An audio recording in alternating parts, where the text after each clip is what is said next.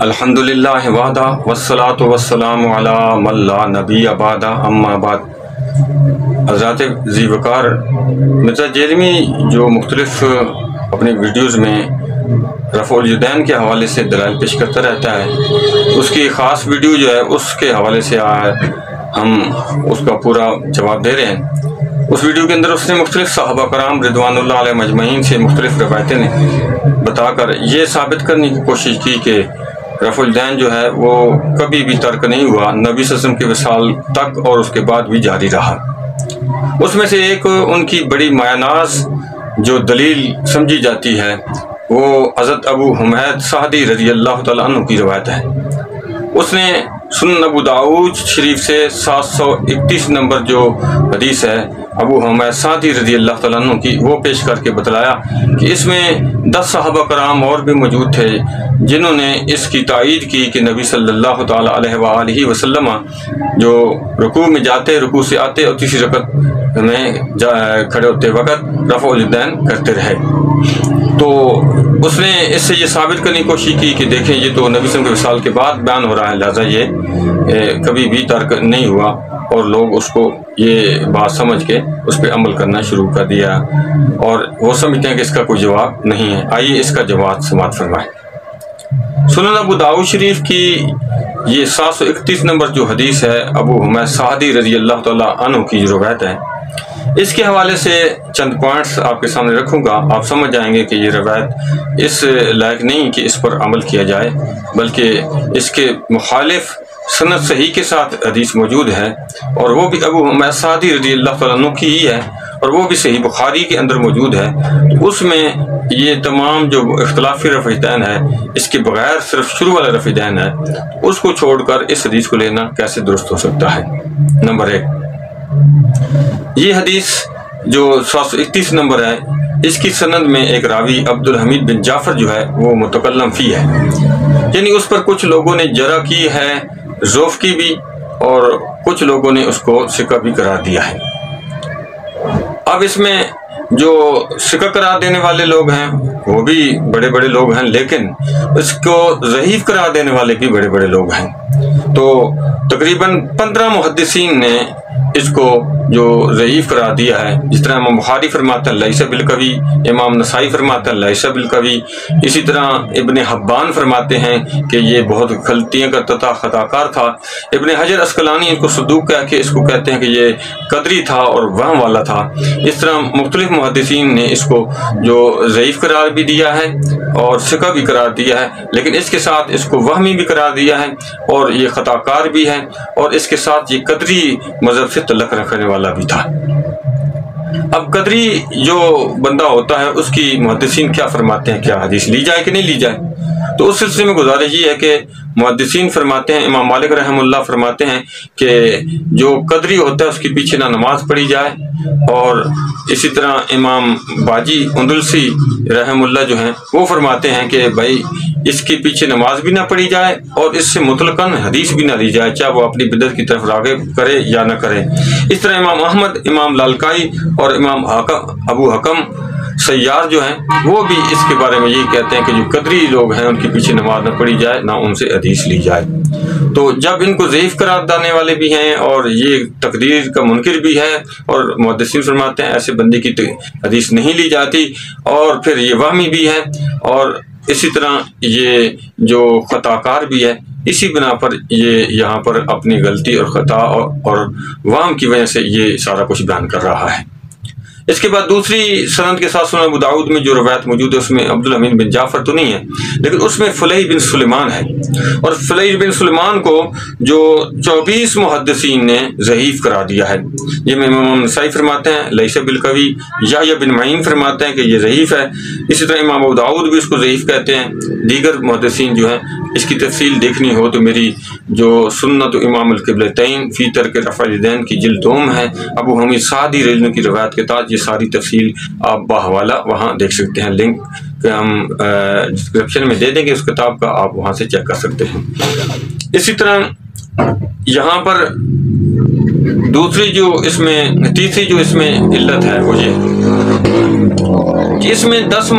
صحابہ کرام کو بیان کیا گیا، جس میں حضرت ابو قتادہ رضی اللہ تعالیٰ عنہ بھی تھے اور محمد بن مسلمہ رضی اللہ تعالیٰ عنہ کا بھی ذکر موجود ہے۔ تو جو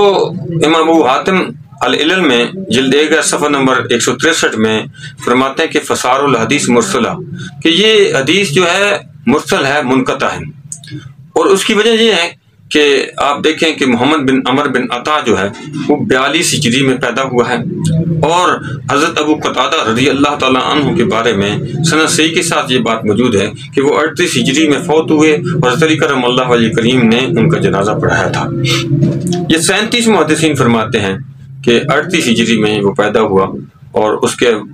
سند کے ساتھ، صحیح سند کے ساتھ جو بات ہے وہاں موجود ہے۔ تو اسماعیل بن خالد پر جو زبیر الزہی نے کہا کہ یہ تو مدلس ہے اور یہ اس کی یہاں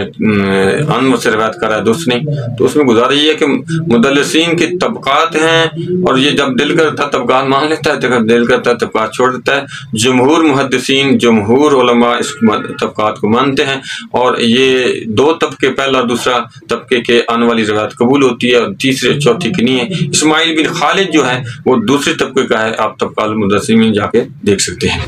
تو اس لیے یہ روایت قبول ہے، اور وہ 38 ہجری میں ہے، اور جبکہ یہ 42 ہجری میں پیدا ہوا ہے۔ 4 سال پیدائش سے پہلے حضرت قتادہ کے بارے میں وہ کیسے کہہ سکتا ہے، وہ بھی موجود ہے۔ چوتھی پوائنٹ اس میں یہ ہے کہ محمد بن مسلمہ رضی اللہ تعالیٰ کا بھی ذکر کرتا ہے کہ وہ بھی بیٹھے ہوئے تھے، تو اس میں یہ ہے کہ محمد بن مسلمہ رضی اللہ تعالیٰ عنہ جو ہیں اس کے بارے میں 20 محدثین فرماتے ہیں کہ وہ 43 ہجری میں پیدا ہوئے،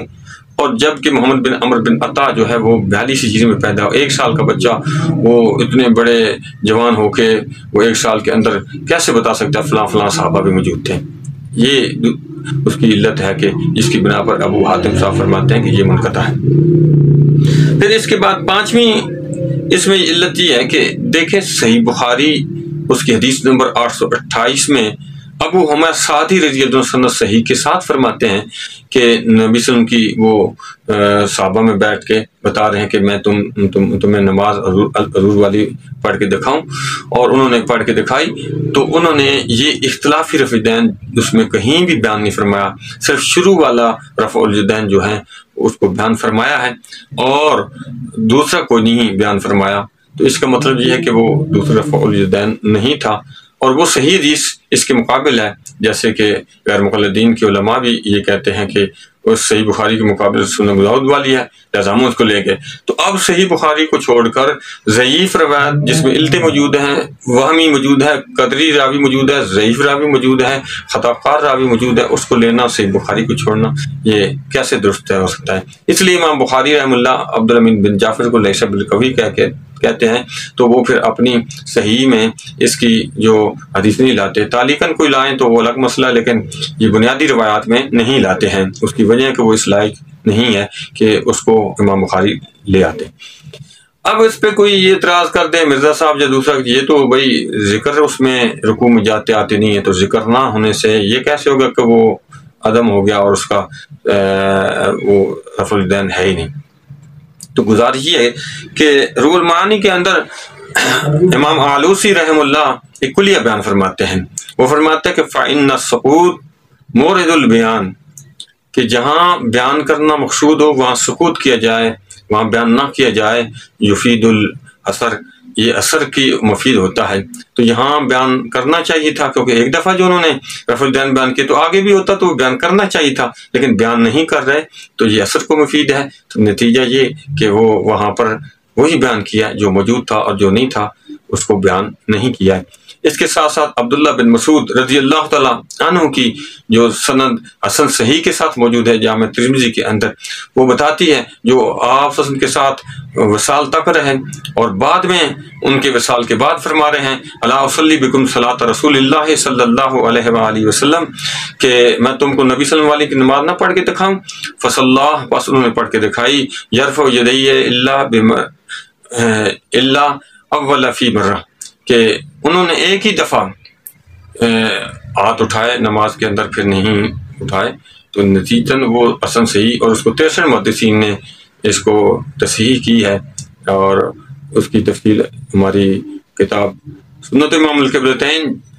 فی ترک رفع الیدین کے اندر جلد اول میں آپ دیکھ سکتے ہیں۔ تو صحیح بخاری کو چھوڑ کر سنن ابو داؤد کی اس کو روایت لینا اور دوسروں کا نا بخاری کیوں نہیں کرتے، ہمارا سارا کچھ بخاری ثابت ہے، یہ درست نہیں ہے، یہ فراڈ ہے، اور صحیح بخاری کو چھوڑ کر ادھر جانا، ضعیف راوی کو لینا، یہ قطعاً درست نہیں ہے۔ ہم صحیح بخاری والی لیتے ہیں اور یہ ضعیف راوی والی لیتے ہیں۔ اللہ تعالی ہم سب کو جو صحیح حدیث پہ عمل کی توفیق عطا فرمائے۔ وما توفیقی الا باللہ العلی العظیم۔